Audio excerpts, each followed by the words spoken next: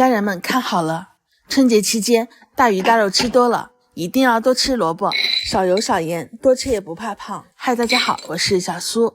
首先準備上1斤花生米，倒入溫水浸泡半個小時。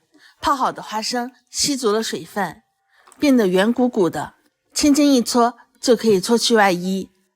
處理完畢，先給它放在一邊備用。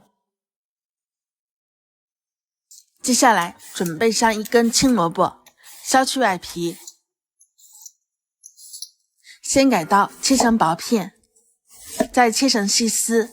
我每天都會分享一道家常美食，點擊關注和收藏，想吃不會做的時候可以隨時找到我。鍋中水開，噴上少許的食用油，放入切好的蘿蔔絲，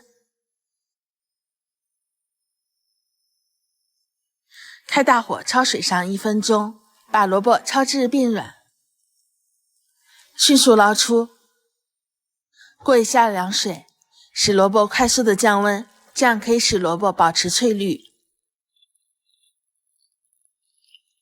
然後攥乾裡面的水分，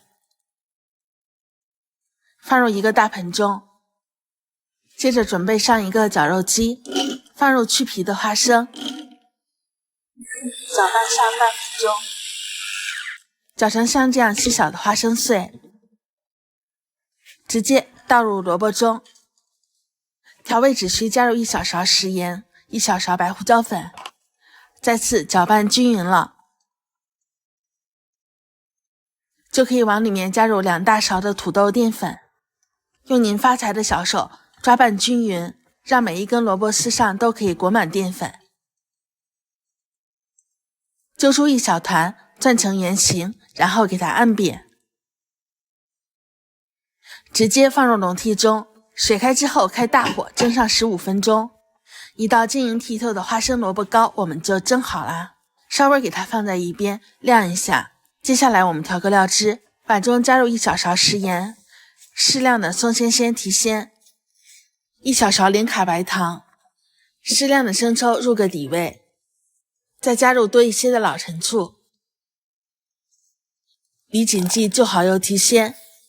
最後我們滴上幾滴香油，愛吃辣的朋友可以加入1勺辣椒油，撒上蔥花和小米辣，把料汁攪拌均勻。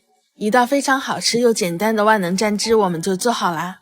現在蘿蔔糕也已經晾至溫熱，變得晶瑩剔透，裡面加入了土豆澱粉，吃起來摳彈有嚼勁兒。